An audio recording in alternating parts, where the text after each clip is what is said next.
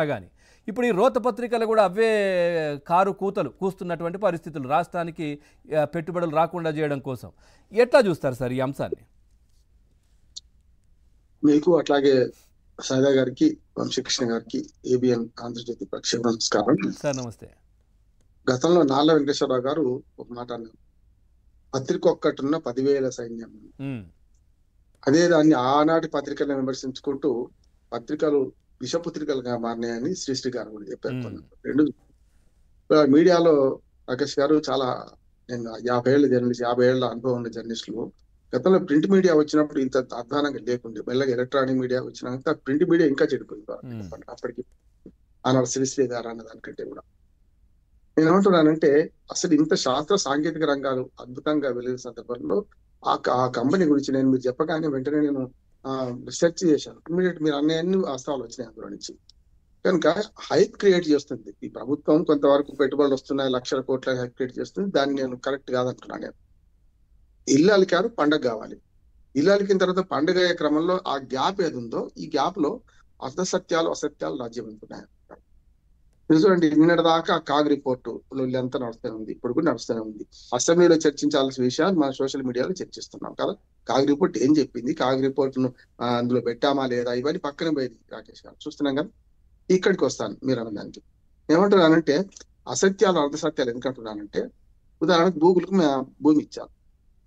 భూమి ఇవ్వడం కంటే గూగుల్ మనకు ఏదో హబ్ ఏదో వస్తుందో అది గూగుల్ డెవలప్మెంట్ సెంటర్ వస్తుందని వైసీపీ వాళ్ళు ఆ మధ్యాహ్నం నేను అన్నాను, గూగుల్ హబ్ కి గూగుల్ డేటా సెంటర్ కి దీనికి ఏం తేడా చెప్పండి అంటే ఎవరు చెప్పలేకపోతున్నారు. నేను ఇతరులు వేరే ఛానల్ అడిగాను కూడా. అంటే ఏదో ఒకటి వడికట్టు పదాలు వాళ్ళ అధిష్టానం చెప్తే దాన్ని మాట్లాడి ఇక్కడ తీసుకొచ్చి మాట్లాడు. నేను అన్నాను, Google hub Google data centre కంటే గూగుల్ డెవలప్మెంట్ సెంటర్ వస్తే బాగుంటది అనేది మంచిదే కావచ్చు, కానీ దానికి వివరణ ఇవ్వకపోతే మనకి ఎట్లా తెలుస్తుంది, సామాన్య ప్రజలకు ఎట్లా తెలుస్తుంది? అట్లాగే ఉద్యోగాల కల్పన విషయంలో కూడా వైసీపీ వాళ్ళు ఏమంటున్నారు, 200 ఉద్యోగాల కంటే ఎక్కువ రావంటున్నారు. అటు పక్కనేమో మనకు మీరు 2 లక్షల ఉద్యోగాలు కొందరు అంటున్నారు.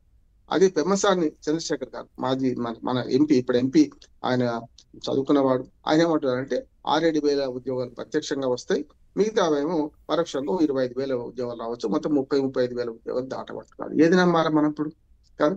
అంటే ఇవన్నీ ఎట్లా ఉన్నాయంటే, ఇప్పుడు మొన్నటి దాకా ఆ పనికి రాంది గూగుల్ డేటా సెంటర్ అన్న వైసీపీ ఇప్పుడు ఏమంటుంది, అది ఆ ఆలోచన మాదే అంటున్నది.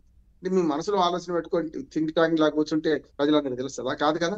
మొన్నటి దాకా క్రెడిట్ స్టోర్ ముందు ఆ కంపెనీ అసలు waste, Google data centre waste, development centre వాళ్ళని కొట్లాడిన వాళ్ళు, మాట్లాడిన వాళ్ళు ఇప్పుడు సహకారం అయ్యాక ఏమంటున్నారంటే మొత్తం మాదే ఆలోచన, అసలు మీరే క్రెడిట్ స్టోర్ చేస్తున్నారని మాట్లాడుతున్నారు. చూస్తున్నాం కదా. అంటే ఇంత యూటర్న్లు, ఇంత పెళ్లి మొగ్గలు ఎందుకు వేయడం అని నేను అంటున్నాను. నిజంగా నేను సరుకుంటే మాట్లాడండి, సరుకు లేకపోతే ఊరుకోండి. ఆ విడిచిపెట్టి ఇవాళ వైసీపీ వాళ్ళు మాట్లాడుతుంది అంటే అన్ని గతంలో చేసినవన్నీ మాదే ఆలోచన 2019లో వచ్చింది. మరి 2019లో వస్తే 2024 దాకా ఎందుకు ఆగినట్టు, ఎందుకు మీరు దాన్ని సాకారం చేయలేకపోయినారు కదా? ఆ ప్రశ్న వస్తుంది కదా.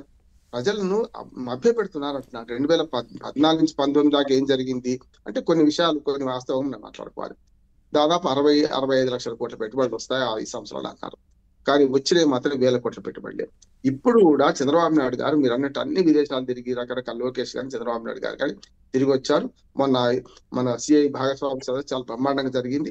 అందులో కొన్ని పెట్టుబడులు వస్తే ఆశపడ్డాం. చాలా వరకు మనం ఏం చేస్తున్నాం, ఎప్పుడైనా పెట్టుబడులు రావాలంటే రాకేష్ గారు 3 ఉంటాయి. ఒకటి మౌలిక వసతులలో ఫస్ట్ భూమి ఇవ్వాలి, తర్వాత నీళ్లు, తర్వాత కమ్యూనికేషన్, ట్రాన్స్పోర్టేషన్, విద్యుత్, ఇవన్నీ ఇవ్వాల్సి ఉంటుంది. ఇవి ఇస్తామని ప్రభుత్వం హామీ ఇచ్చినప్పుడే వస్తారు కదా ఎవరైనా. అంతే కదా సార్, లేకపోతే ఇంకో రాష్ట్రం పిలుస్తుంది, లేదంటే ఇంకో రాష్ట్రం లేవా? మనం ఏదైనా కానీ ఒక కంపెనీ రావాలంటే వాళ్ళకి ఏదైనా చేయాలి కదా, లేదంటే ఎందుకు వస్తాయి? అదే నేను తమిళనాడులో ఆ వివాదాల్లో పోయింది కదా, అదే కదా. అట్లాగే బెంగళూరు కూడా కాదన్నది కదా, హైదరాబాద్ కూడా కాదన్నప్పుడే మనకు వచ్చింది కదా. ఈ తెప్పించడంలో చంద్రబాబు నాయుడు గారు 44 గతంలో జగన్మోహన్ రెడ్డి అధికారంలో ఉన్నప్పుడు మనం చూడొచ్చు, అమర్ రాజా బ్యాటరీ ఎంత ఇబ్బందులు, ఎంత టార్చర్ పెట్టారు వాళ్ళని. అంత పెద్ద కంపెనీ, దీని వల్ల అదవుతుంది ఇదవుతుంది అని చెప్పారు. వెంటనే ఏం చేశారు, అటు తమిళనాడు ప్రభుత్వం కూడా వెయిట్ చేసింది, మా దగ్గర రండి అని అడిగింది, ఇటు తెలంగాణ ప్రభుత్వం అడిగింది. సో వాళ్ళు వచ్చి ఇక్కడ పెట్టేశారు. చూస్తాను కదా, అదే కదా. రైట్. నేనేమంటున్నానంటే ఈ అసత్యాలు అర్ధసత్యాలు మానుకోండి. కొంతవరకు ప్రజలు విజ్ఞానవంతులు అయ్యారు. మీరు ఏం అబద్ధాలు చెప్పినా చూసుకోవడానికి గూగుల్ ఉన్నది, అన్ని రకాల సౌకర్యాలు ఉన్నాయి, చూసుకుంటున్నారు కదా. అందుకనే ఆంధ్రప్రదేశ్ అభివృద్ధి పట్ల ప్రతిపక్షం నిర్మాణాత్మక